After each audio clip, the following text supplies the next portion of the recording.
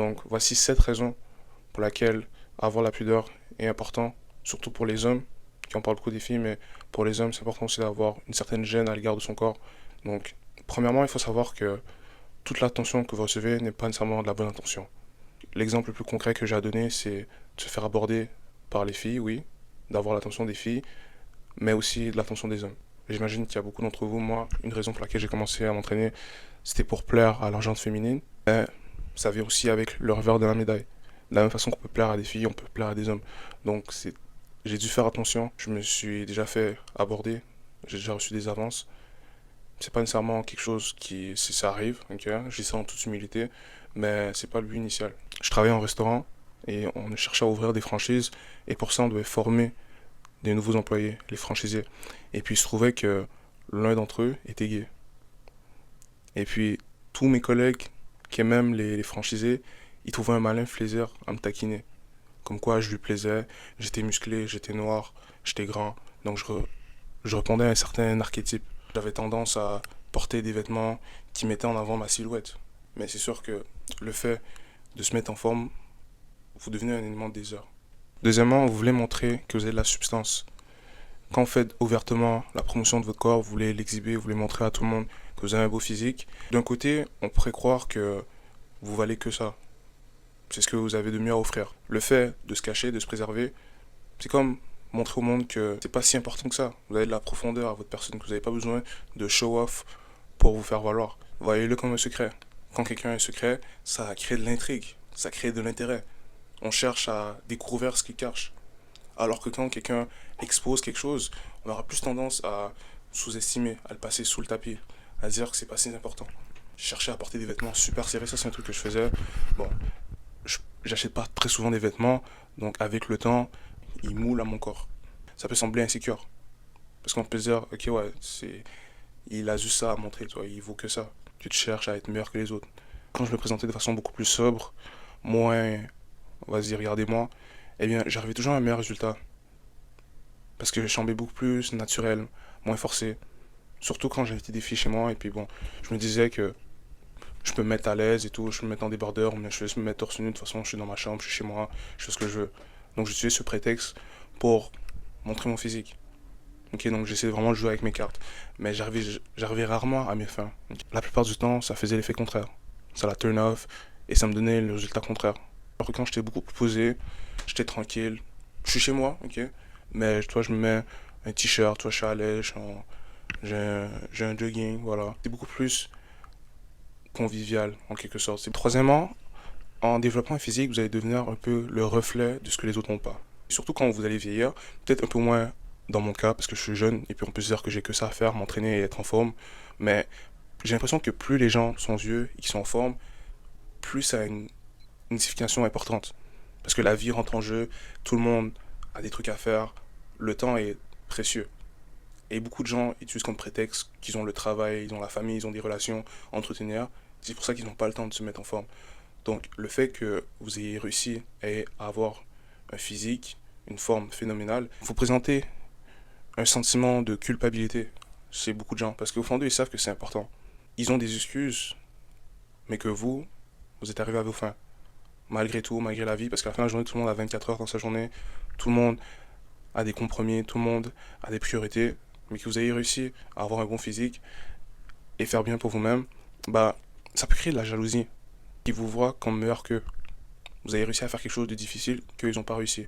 C'est la réalité. Votre vie n'est pas plus facile pour autant, mais vous êtes comme un miroir de ce qu'ils n'ont pas réussi à faire.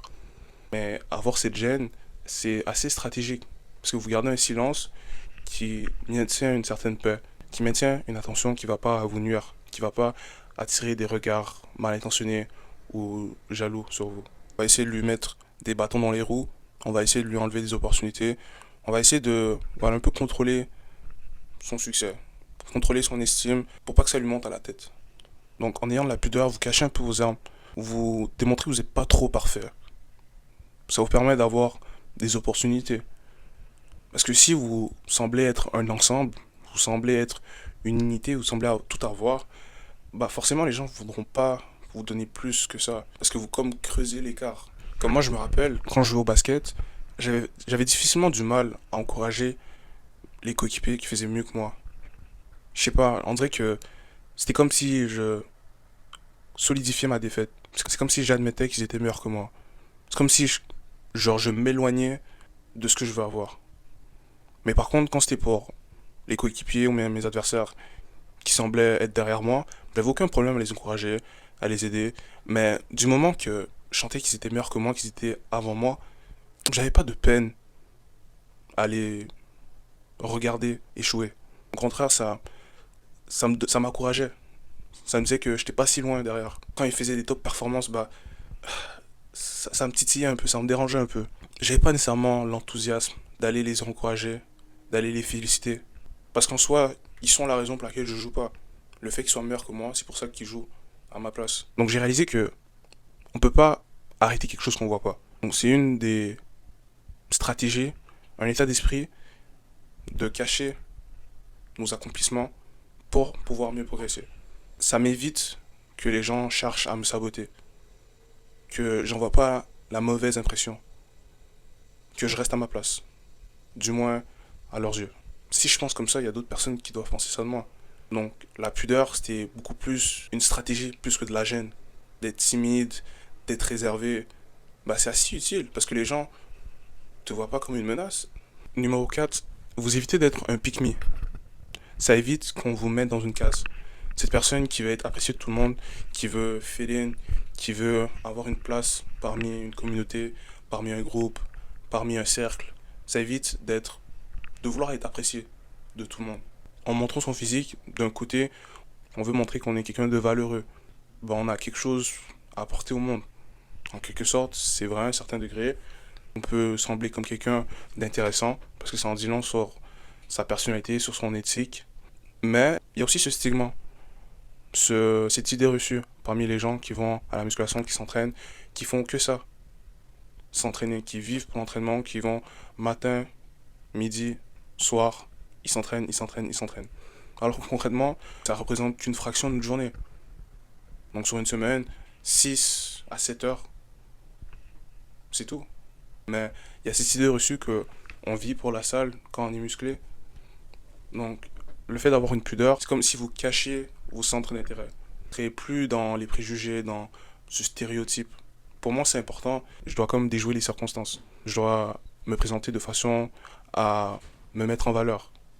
Et avoir de la pudeur, c'est une façon de contrer cette idée que je m'entraîne, je vais à la salle, et c'est toute ma personnalité. Parce qu'en soi, il y a beaucoup de gens qui commencent la musculation pour justement être reconnus aux yeux du monde. Délaisser ce côté de ma personne, ça permet de vouloir travailler sur autre chose, un peu pour remettre sur le même pied d'égalité.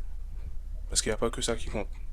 Avoir un physique, c'est cool, ça permet d'amplifier certaines facettes, certaines opinions, l'estime que les gens ont pour vous, mais ça fait pas tout le travail.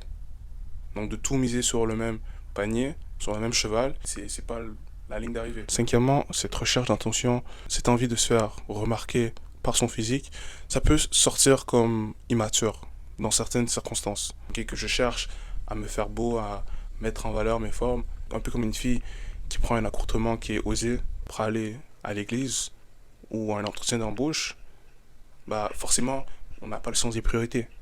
C'est immature. Savoir lire la pièce, savoir s'habiller en fonction de l'événement ou du lieu, avoir une sobriété à l'égard de ce qu'on porte, juste pas au bon moment, avec modération. Okay, parfois c'est juste pas la place, c'est pas le moment. Donc, sixièmement, avoir la pudeur, ça permet de mettre son intégrité à l'épreuve, surtout quand on n'a pas besoin de le faire. Beaucoup de gens qui ont des principes, qui ont des valeurs, qui se croient meilleurs que les autres, alors qu'ils n'ont jamais eu l'occasion, qu'ils n'ont jamais été testés, qu'ils n'ont jamais été mis à l'épreuve d'avoir le choix, de faire le bon choix, de s'aligner avec ce qu'ils avancent, avec ce qu'ils pensent, parce que bah ils n'ont pas le choix de complaire à leurs valeurs, parce que ils n'ont jamais eu un bon physique. Donc de critiquer quelqu'un, par exemple une fille qui a des belles formes et qui met en valeur justement ses attributs, de la critiquer, bah c'est un peu hypocrite parce on s'est jamais retrouvé dans cette situation.